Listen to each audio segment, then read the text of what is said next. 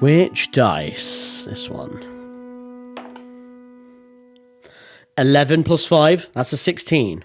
You're positive that there are details you're missing, so you turn your attention to what's happening around you. I gain a second mote of inspiration. As Tomlin spoke, several young and even middle-aged women smiled and whispered to one another. Though no one is happy about the passing of this Maybelline, it seems that the attractive young women are less sad than others. It's clear that Tomlin is known for more than tinctures and decoctions here in Langston. He steps aside and allows a red-bearded dwarf the floor to address the crowd.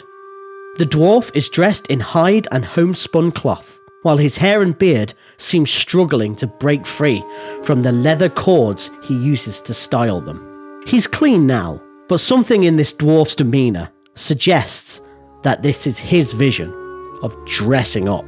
"Welcome, people of Langston," he says with a warm smile that makes his eyes sparkle. "As sad as I am to see Maybelline return to the earth, I want to remind Langston to choose life. As you all know, I'm grateful my circle assigned me to Langston."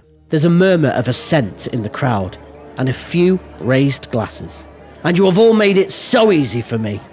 You've respected the forest and its inhabitants, and in return, I've been happy to act as both spiritual counsel and guiding hand in the force of nature around us. I join you in grieving the loss of a wonderful member of this community, and I hope you will join me in welcoming her back into the cycle of life."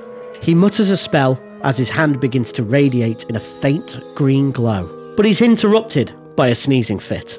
Achoo! Achoo! Achoo! After which, his beard and hair thicken and stand on end. He smooths his hair and regains his composure. "Oh, excuse me," he says with a deep growl in his voice. He clears his throat and completes his spell, causing a splash of extraordinary bright wildflower to bloom on the days of which the cast rests. He nods in approval at his own work, before turning to the crowd, raising a glass, and smiling broadly. "To life!" He downs his drink along with others in the crowd, but you're more interested in the strange reaction the local druid had to the sneezing fit. You can try either an Arcana check or Perception to better understand what you are seeing. I'm an intelligence character, so we're probably going to go Arcana, which is a +5. It's clear something magical is at work here. You think back to what you know about the arcane arts. Roll an Arcana check. 14 again! 14 plus 5, 19. I gain another inspiration! You remember that druids are able to transform into other animals, which would explain the druid's moments of bushy hair and growling voice. It's odd that it would be an involuntary response, however. He had the uncontrolled change while sneezing. So a magical disease, perhaps? The next speaker approaches the front of the crowd. A small human woman in a white robe, embroidered with a sun motif that you recognise from earlier. Though she had been meekly standing behind the speakers, the young sun cleric seems like a different person behind the podium. She speaks clearly and stands up straight. She seems possessed of a little confidence you didn't get from the same sweet, but a little scatty young woman that you met on your way to the Pickled Hen. "Most of you of the town know me, but I see some unfamiliar faces," she says. "I am Selene, a member of the Radiant Order and custodian to the Langston's East Temple. May the light guide you."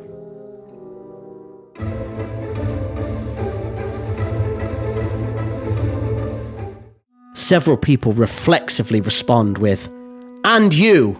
They then make a salutation of the right hand touching the heart and then moving in an arc overhead, reminding you of a sun rising and setting overhead.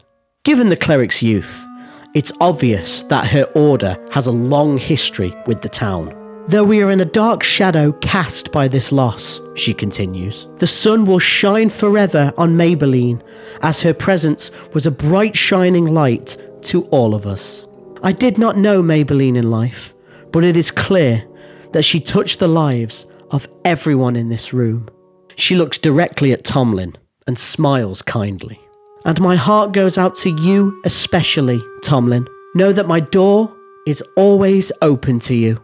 And then she leads the service in a hymn she introduces as coming from the Rathakanana Book of Funerary Rites. It seems that no one in the audience knows it, but she sings away in a high, sweet voice, and the crowd labours to keep up with her. The song lyrics read as follows: "As we guide the light with you and drive the shadows away, the radiant sword of your heart, the evil of darkness slay. Though you are gone from our sight, in our heart of hearts remain. Rest well in the light of the sun, and the shield of our faith sustain." Though the cleric appears to be earnest and sincere, the difference between the woman you met outside and the one standing before you now is stark. You may opt to roll a religion check or an insight check. Gabriel has a +3 in religion, so let's make a religion check. 18, for a total of 21. The hymn was lovely, but you feel that Selene made an error somewhere. I gained inspiration.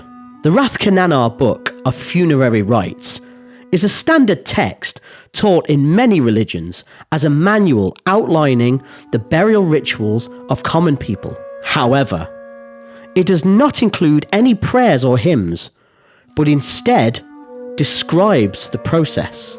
You don't recognise the specific hymn that Selene uses, but it could come from the Radiant Order.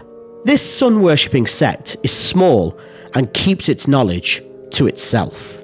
The mayor positions herself behind Selene and waits for the cleric to notice her. After a moment, the cleric sees the mayor and cedes the floor to her. As Selene recedes into the background, the half-orc mayor stands rigid with her hands clasped behind her back. She cuts a powerful figure with her broad shoulders and battle scars. But she maintains an air of sophistication with a well-made suit in a noble style. An enormous mastiff pads up to her side and sits beside her, remaining equally still. Though her heritage stands out to you in the mostly human town of Langston, no one else seems to notice. "Sit, Buttercup," she says to the dog in a heavy accent. The mastiff immediately seats itself at her side. The mayor returns her attention to the crowd of attendees. "Tanya Anathram was a soldier before she was your mayor," she begins, laying her hand over her heart. "Langston welcomed me, gave me a place to heal after the Battle of 3 Rivers. Then I fought to defend the people from the barbarian horde, and I will protect the people of Langston." She looks out to the crowd, moving just her eyes as the rest of her remains perfectly still. Her huge dog could be a statue for all it moves. "There is a killer out there in the darkness," she says, and her eyes lock on yours. "We do not know what it is, but it took one of the citizens under my protection. We will find whatever took this life and end the threat. This is my promise to you." A ripple of soft applause and angry muttering sweeps through the crowd. The dog's head tracks both sounds for a moment before glancing at the mayor, returning. She turns to address the family of the deceased. "I am so sorry for your loss," she says. Then she steps away from the casket and starts making her way through the crowd towards you. As she makes her way to where you're standing, you can either make a history check or an animal handling check. Gabriel has a +3 to his history, so let's make a history check. You think you remember the events of Tanya's story differently. Roll a history check. 19, for a total of 22. The mayor made some glaring mistakes in her accounts of the battle she said she participated in. The Battle of 3 Rivers was a coup by a neighbouring kingdom, not barbarian hordes, and it was won by guerrilla tactics of the local peasantry, who were the aggressors not the victims.